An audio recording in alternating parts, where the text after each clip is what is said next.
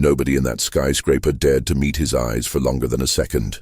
His presence rolled down the hallways like thunder, sharp cologne hitting before his voice did. Damien Vance, the Millionaire CEO, was the kind of man who could fire someone for breathing too loudly near the glass conference room. He'd once reduced a senior manager to tears in front of 60 staff just for mispronouncing his name in a pitch. People whispered about him in the elevators, but the whispers never reached his ears because nobody was foolish enough to risk his wrath. Nobody, until a girl with torn sneakers, a duct-taped backpack, and more on her shoulders than anyone in that building could imagine, finally stood up to him. Maya wasn't supposed to be there. She was 23, newly hired as a cashier in the corporate cafeteria that Damien's empire barely noticed.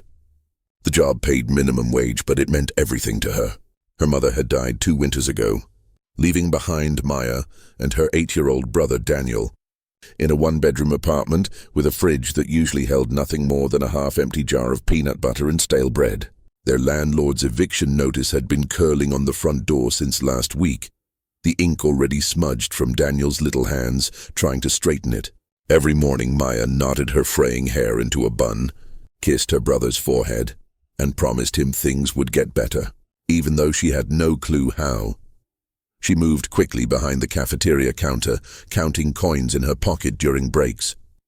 Her co-workers were older women mostly, tired but kind, who knew better than to gossip too loudly when Damien walked through.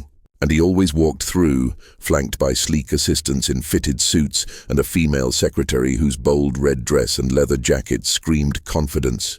Damien would scowl at the coffee, demand it hotter, faster, smoother. No one argued, not even the managers. That morning, Damien slammed his phone onto the counter in front of Maya. His jaw was tight, his expensive watch flashing as he barked, "Latte, 2 shots. And don't screw it up like yesterday." Maya blinked, her hands trembling slightly as she reached for the cup. She hadn't made his coffee yesterday. That had been Lisa, an older woman with shaking knees from arthritis. But Maya nodded. "Yes, sir." Behind her, the machine sputtered. She could feel Damien's gaze burning the back of her neck. Daniel's worn sneakers from the thrift shop flashed in her mind. She thought of the cracked ceiling in their bedroom, the rent overdue, the coins she had counted last night on the chipped kitchen counter. She poured carefully, too carefully. Damien let out an exaggerated sigh, loud enough that 2 tables of employees stiffened. "Unbelievable," he muttered, his voice dripping contempt. "This is what we pay for? Slowness." Maya's cheeks flushed. She finished, set the cup down, and forced herself to meet his eyes. "Here you go." He snatched it, tasted it, grimaced. "Pathetic. Get someone competent behind this counter before I replace the entire lot of you." The words sliced through the cafeteria. A manager hurried over, apologizing, bowing his head. Damien brushed him off with a flick of his wrist and strode out, leaving silence in his wake. Maya's throat tightened, but she stayed upright. She couldn't afford to cry. She couldn't afford to lose this job. Re-hook. That evening, rain hammered the bus stop as Maya and Daniel huddled under a thin umbrella that had more holes than fabric. Daniel's backpack, patched with duct tape, sagged with damp homework. He looked up at her, shivering. "Did he yell at you again?" She gave a soft smile, brushing wet hair from his forehead. "Doesn't matter. I've got us," but the truth pressed heavy. Their fridge light flickered like it was gasping for air. Dinner was 2 slices of bread torn in half with nothing in between. The next day, Damien returned, his mood worse. He berated a middle-aged employee until her lip quivered and her tray clattered.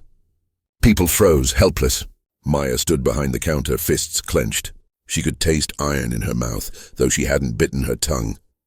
Daniel's voice echoed in her memory. "Did he yell at you again?" Her heart pounded. She looked at the trembling woman, then at Damien, then back at the line of silent, frightened employees. Her voice broke out, shaky but firm. "That's enough." The cafeteria seemed to stop breathing. Damien turned, narrowing his eyes on her. A slow, dangerous smile pulled at his mouth.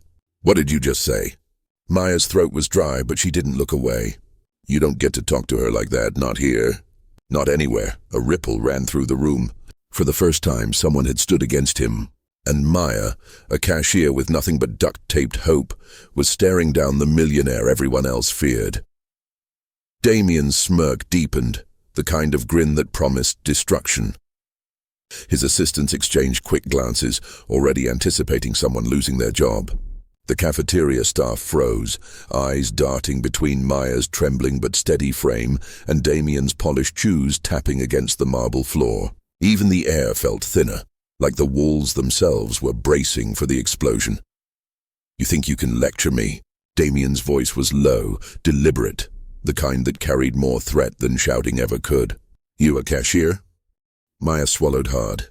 Her hands were clenched so tightly at her sides that her knuckles whitened. The truth was she was terrified. Her rent notice, her brother's shoes with soles nearly worn through, the empty fridge back home. If she lost this job, the little safety net they had would vanish.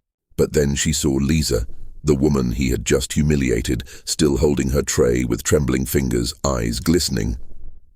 Maya thought of Daniel again. What kind of example was she setting if she stayed silent? Her voice shook, but her chin stayed high. "Respect doesn't cost you anything. You've got more than enough money, but not an ounce of kindness." Gasps rippled. Someone dropped a spoon. Damien's expression hardened into something lethal. He stepped forward, lowering his voice so only she and the few nearest could hear. "You're fired." The words fell like a hammer. A hush spread and every employee's chest sank with dread. Maya's knees nearly buckled, but she steadied herself against the counter. Fired meant eviction. It meant Daniel going hungry. Still, she bit down on her fear. "Then at least I know I stood for something." Damien turned, dismissing her with a flick of his hand. But before he could walk away, a man in an impeccably tailored navy suit, carrying a leather portfolio, entered the cafeteria. His presence was different from Damien's arrogance. It was calm, composed, magnetic in its quiet strength. His name was Adrian Cole, a wealthy investor who had been circling Damien's company for months. Unlike Damien, Adrian was respected not just for his success, but for the way he treated people. "What's going on here?" Adrian asked, his voice smooth but carrying authority. He caught sight of Maya, her damp hair clinging to her temple, her thrift store blouse slightly wrinkled, eyes still glimmering with defiance. Then his gaze moved to Damien. "I heard shouting all the way down the hall." Damien forced a laugh. "Just dealing with incompetence." Adrian tilted his head. "From where I'm standing, it doesn't look like incompetence. It looks like courage." His words carried enough weight that the staff shifted, suddenly daring to breathe again. Damien bristled, but Adrian wasn't finished.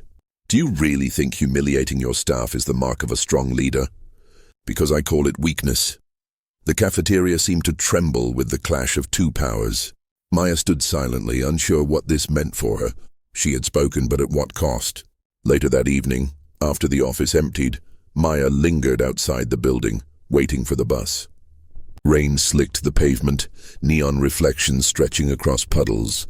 Daniel sat beside her, head leaning against her shoulder, half asleep. She had told him she might not have a job tomorrow. His little fingers had squeezed hers, whispering, "It's okay, you're still the best." As headlights approached, a sleek black car slowed to a stop. The window rolled down and Adrian leaned out. "Maya, isn't it?"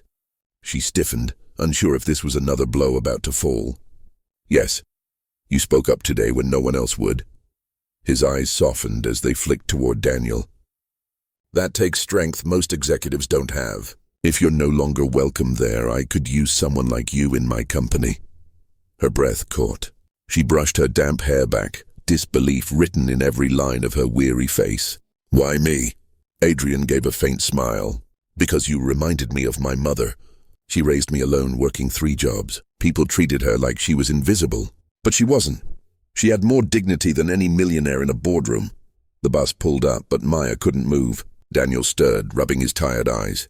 "Is this real?" he whispered. Adrian nodded.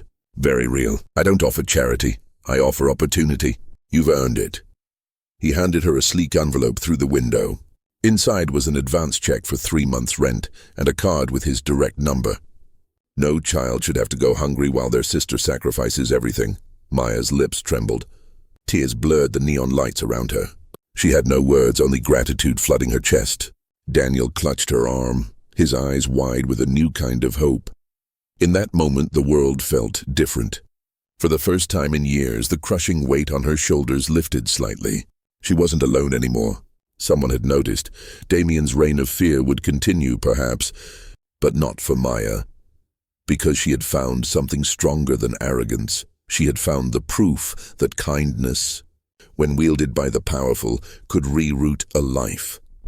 And from that night on, she carried her brother home through the rain, clutching the envelope that meant survival, whispering softly to him, "See, things are going to get better." The moral lingered like a heartbeat.